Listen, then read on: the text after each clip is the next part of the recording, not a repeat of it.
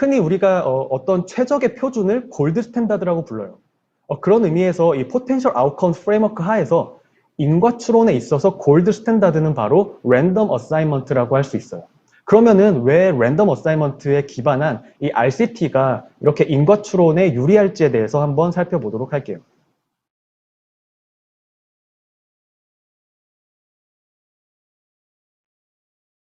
자, 그걸 논의하기에 앞서서 먼저 통계에서의 그 큰 수의 법칙, Law of Large Numbers에 대해서 살펴볼 필요가 있어요. 자, 동전 던지기를 하면 앞면과 뒷면이 나올 확률이 각각 어떻게 되죠? 아마 대부분 50대 50이라고 떠올렸을 거예요. 그렇죠? 하지만 실제로 동전을 던져보면 매번 그렇게 50대 50으로 나오진 않아요. 그렇죠?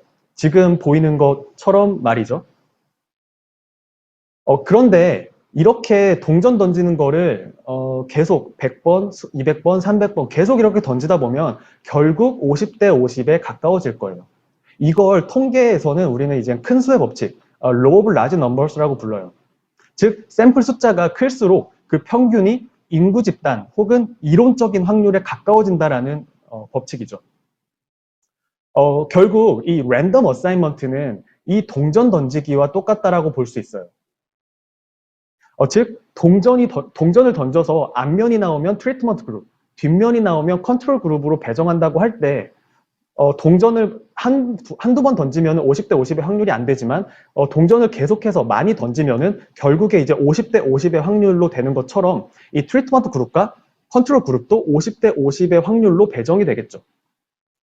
그랬을 때 굉장히 다양한 특성을 가진 실험 참가자들을 이젠 이 동전 던지기로 트리트먼트 그룹과 컨트롤 그룹으로 나눈다고 하면은 각각의 특성을 가진 사람들이 반반씩 각 그룹에 나뉘게 될 거고 그 어떤 실험 참가자들의 특성이 평균적으로 두 그룹에 균일하게 분포가 될 거예요. 단 여기에 전제 조건은 이 랜덤 배정된 샘플 숫자가 충분하다는 조건이 붙어야겠죠. 왜냐하면 이 큰 수의 법칙 때문이죠. 그래서 이 동전 던지기와 마찬가지로 이 큰 수의 법칙에 의해서 이 무작위 배정, 즉 랜덤 어사이먼트는 이 다양한 특성을 가진 참가자들이 이 트리트먼트 그룹과 컨트롤 그룹 간에 균일하게 배정을 할 수 있게 만들고 평균적으로 그들은 유사한 특성을 갖고 이제 서로 비교 가능하게 되는 거겠죠. 예를 들어서 여기 보이는 것처럼 약 100명의 참가자가 있고 그 중에서 50%가 남성, 50%가 여성이고 뭐 평균 나이는 32세고 평균 키는 170, 평균 혈압은 100이라고 한번 가정을 해보죠. 그러면은 동전 던지기로 만약에 이 트리트먼트 그룹과 컨트롤 그룹을 나눈다고 했을 때 남성들도 평균적으로 50%는 트리트먼트 그룹에 갈 거고 나머지 50%는 컨트롤 그룹으로 배정이 되겠죠.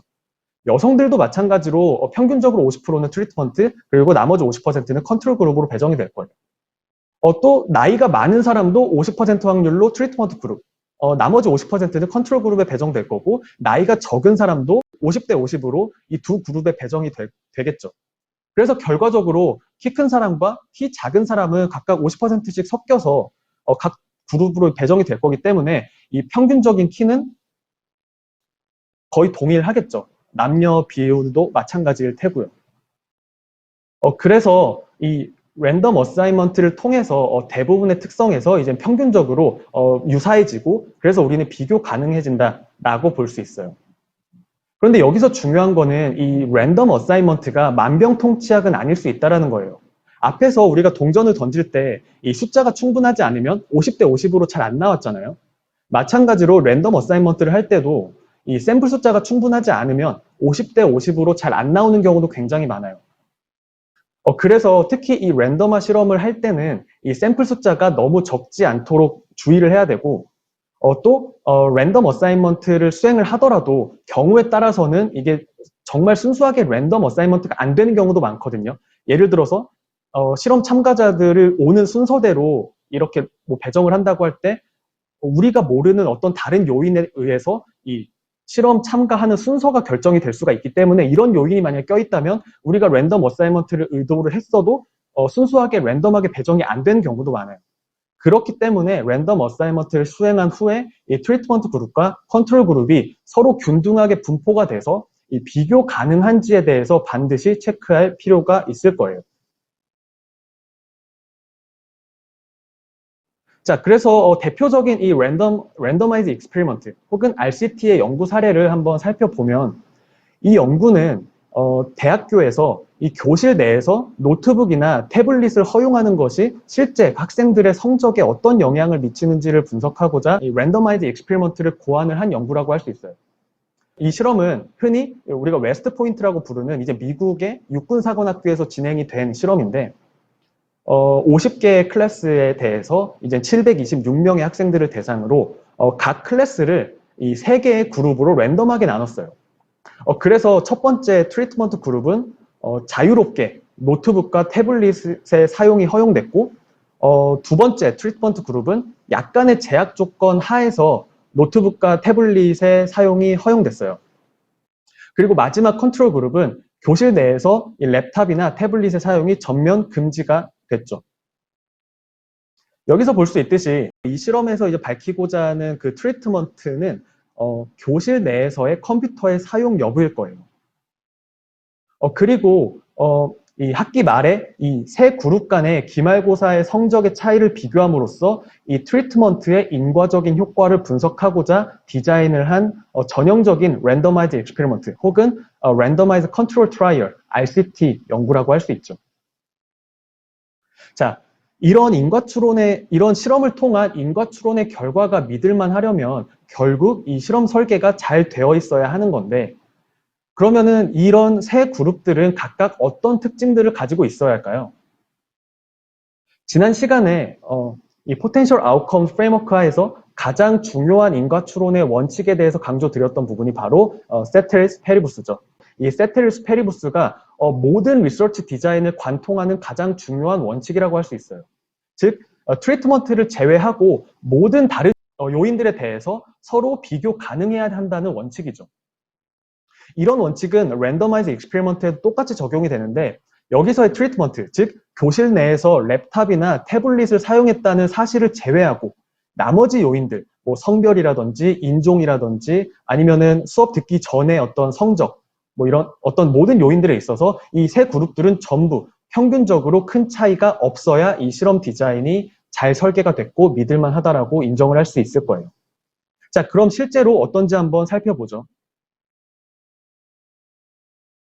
자, 이 표는 이 세 그룹 간의 여러 특징들을 평균적으로 보여주고 있어요.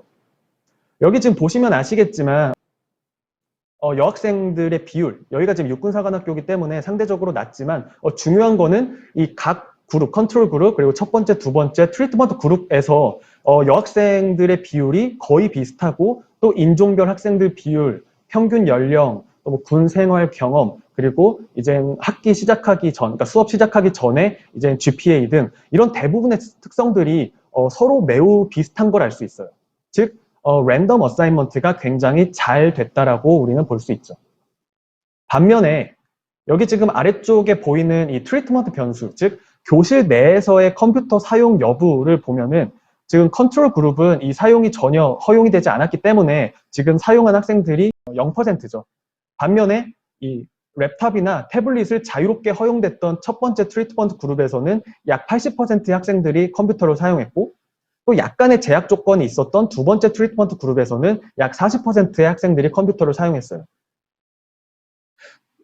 여기서 보여지는 이 표에서 나오는 이런 패턴이 아마 우리가 랜더마이즈 익스페리먼트 혹은 RCT에서 기대하는 전형적인 패턴일 거예요. 성적에 영향을 미칠 수 있는 대부분의 요인들에서 서로 비슷해서 비교 가능하고 그렇기 때문에 이런 요인들로 인한 성적의 변화는 비슷하고 이 그룹 간의 차이는 거의 없겠죠. 그래서 이런 트리트먼트를 제외한 다른 요인들에서 기인하는 이런 성적의 차이는 충분히 배제할 수 있고 결과적으로 이 세 그룹 간의 성적의 차이에 대해서 우리는 이 트리트먼트, 교실 내의 컴퓨터 사용 여부의 인과적인 효과라고 합리적으로 추론을 할 수 있을 거예요. 자, 그래서 결과를 보면 다음과 같아요. 미국의 이제 웨스트 포인트 육군사관학교에서 실험한 이 결과를 보면은 이 교실 내에서 랩탑이나 태블릿 사용을 하는 것이 이제 기말고사 성적을 유의하게 낮추는 걸로 나타났어요. 여기서 주목할 만한 점은 앞서 이 데모그래픽스 정보, 뭐 성별이라든지 인종 이런 정보들이 각 그룹별로 차이가 거의 없다라고 했죠. 즉, 이 변수들이 성적에 미치는 영향은 세 그룹 간에 거의 동일해야 할 것이고 이 변수들의 영향은 최소화되어야 할 거예요. 만약에 랜덤 어사인먼트가 제대로 됐다면 말이죠. 그래서 이렇게 데모그래픽 변수를 통제 변수로 넣더라도 여기 보시면 인과적 효과의 변화가 거의 없는 걸 볼 수 있어요. 이것도 어떻게 보면 랜덤 어사인먼트가 얼마나 잘 수행됐는지 보이는 어떤 간접적인 수단이 될 수 있을 거예요. 랜더마이즈 익스페리먼트 혹은 RCT가 선호되는 이유 중에 하나는 이렇게 이 랜덤 어사인먼트를 통해서 세테리스 페리부스를 만족시키기 굉장히 용이하고 그렇기 때문에 단순한 분석만으로도 충분히 인과관계를 분석할 수 있다라는 장점이 있어요. 복잡한 통계 모형이 불필요할 수 있다라는 거죠. 하지만 이 랜덤 어사인먼트가 만병통치약이 아니다라고 말씀드렸는데 그런 의미에서 한 가지 안 좋은 실험 연구의 예시를 보여드릴게요. 이 광고 아마 여러분들도 많이 보셨을 텐데 TV 광고로 이제 꽤 오랫동안 했기 때문에 제가 특정 회사나 어떤 특정 브랜드를 뭐 깎아내리고자 하는 건 아니고 이건 뭐 식약청에서도 이미 과대 광고로 처벌을 받은 사안이기 때문에 우리에게 충분히 이 인과추론 관점에서 반면교사가 될 수 있는 사례라고 생각을 해서 소개를 드려볼까 합니다. 우리나라 대표 잇몸약 중 하나죠. 이가탄에 대한 광고인데 TV 광고에서 실제로 이런 랜덤화 실험을 통해서 이 효과가 검증됐다라는 광고를 많이 했어요. 오른쪽에 보여지는 논문이 바로 그 논문인데 실제 제품명을 쓰진 않았지만 여기 보시면 이제 비타민 C, 비타민 E, 리소진 그리고 카르바조크롬의 조합은 결국 이가탄의 성분이기 때문에 이것에 대한 효과를 검증하는 이제 랜더마이즈 컨트롤 트라이얼을 했다라고 볼 수 있죠. 자, 그럼 어떻게 이 실험을 했는지 한번 이 논문을 좀 더 들여다보면은 여기 왼쪽 그림에서 나오는 것처럼 총 112명을 대상으로 무작위 배정을 했고 결과적으로 트리트먼트 그룹 48명 그리고 컨트롤 그룹이 이제 45명에 대해서 최종적으로 이제 분석을 수행을 했어요. 사실 몇 명의 샘플이 충분한지에 대해서는 이 리서치 컨텍스트에 따라서 좀 다를 수가 있기 때문에 적어도 몇 명 이상 되어야 한다라고 이 정확한 숫자나 기준을 언급하기는 쉽지는 않을 것 같아요. 하지만 적어도 랜덤 어사인먼트를 한 후에 각 그룹 간에 균일하게 잘 배정이 됐는지에 대해서 체크를 해야겠죠. 오른쪽을 보면은 지금 여기에 이제 GI, 뭐 PI, PD 이렇게 나와 있는 기호들은 쉽게 생각하면 그 잇몸 염증 지수라고 이해하셔도 좋을 것 같아요. 그래서 값이 높을수록 염증이 많은 거고 낮을수록 건강한 잇몸이죠. 그런데 여기 보시면 아시겠지만 실험 시작 전부터 애초에 컨트롤 그룹과 그리고 트리트먼트 그룹, 여기서는 지금 테스트 그룹이라고 얘기하고 있는데 이 집단 간의 이 염증 지수가 차이가 큰 걸 알 수 있어요. 즉, 이 컨트롤 그룹에 비해서 트리트먼트 그룹이 염증 지수가 높고 이 잇몸의 건강 상태가 좋지 않은 그룹이라고 볼 수 있죠. 그리고 이제 약을 복용하고 나서 이제 4주 후, 그리고 또 8주 후에도 이제 기록을 보여주고 있는데 결국 4주 후 그리고 8주 후에는 두 그룹의 염증 지수가 비슷해졌고 이걸 가지고 이제 그 각 그룹 간의 전후의 비교를 통해서 이 약의 효능을 주장을 하고 있어요. 자, 그런데 아마 이 연구가 뭐 그렇게 잘 디자인된 어떤 랜덤화 실험이라고 보기는 어려울 것 같아요. 만약에 어떤 이유에서인지 모르겠지만 잇몸 건강 상태가 좋지 않은 사람들이 트리트먼트 그룹에 훨씬 더 많았고 그렇기 때문에 이제 이런 염증 지수가 더 높았고 또 정상적인 사람들이 컨트롤 그룹에 더 많았다라고 한다면 정상적인 사람들은 사실 시간이 약을 안 먹는다고 해도 잇몸 건강이 크게 변할 이유는 없겠죠. 그러니까 염증 지수는 크게 변할 이유는 없을 거예요. 그리고 잇몸 상태가 좋지 않은 사람들 같은 경우는 약을 복용해서든 혹은 자연적으로 이제 한 달 후, 두 달 후에 시간이 지나서 이제 다시 잇몸이 좀 건강한 상태로 돌아왔을지도 모르죠. 그래서 이 예시는 애초에 비교 가능하지 않은 대상을 가지고 이제 그 변화를 비교 분석한다고 하더라도 인과적인 효과를 충분히 추론하진 못할 거라는 것을 우리는 엿볼 수 있지 않을까 생각을 합니다. 그래서 결론적으로 이 랜덤 어사인먼트가 인과 추론을 위한 골드 스탠다드라고 볼 수 있지만 그렇다고 해서 이 만병통치약은 아니고 항상 이 랜덤 어사인먼트를 한 후에는 이 두 그룹이 균일하게 잘 배정이 됐고 또 여러 중요 요인들에 있어서 비교 가능하다라는 걸 반드시 체크해야 된다라는 거를 이 사례를 통해서 우리는 알 수 있을 것 같아요.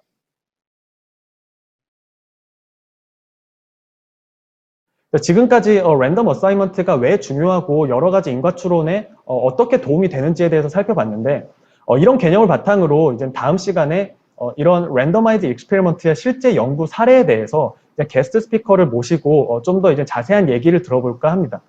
보시면 아시겠지만 각각 굉장히 재밌는 주제들이에요. 첫 번째 연구는 상황에 따라서 쿠폰 타겟팅을 하는 것이 어떤 효과가 있는지에 대해서 어떤 분석한 인과추론 연구이고, 두 번째 연구는 우리가 이제 요즘 워킹 어플을 많이 쓰죠. 우리가 몇 걸음 걸었는지를 이제 트래킹하는 어플인데, 여기서 어떤 인센티브 스킴을 사용해야 사람들이 더 많이 걷게 하는지에 대한 어떤 실험 연구예요. 그래서 각각 연구에 대해서 난양공대에 있는 이제 권혁구 교수님과 이제 싱가포르 국립대의 경락영 교수님이 이제 발표를 해주실 예정이기 때문에 내일 모레 있을 이 세 번째 세션에도 많이 참여 부탁드립니다. 그리고 이런 실험 연구는 비단 학술 연구에만 국한되는 건 아니에요. 실제로 기업에서도 최근에는 이런 실험 분석을 많이 하는데 특히 이 IT 기업들에서는 이런 랜덤화 실험을 흔히 A/B 테스트라고 많이 불러요. 그래서 학술 연구와는 달리 회사에서는 실제로 이런 A/B 테스트를 어떻게 진행하고 또 이런 A/B 테스트가 이 기업 내의 문화라던가 혹은 의사결정에 있어서 어떤 역할을 하는지에 대해서 이번 주 토요일에 이제 전 쿠팡 프로덕트 오너이자 지금은 토스에서 일하고 있는 이윤석 분석가님을 모시고 더 자세한 얘기를 들어볼까 합니다.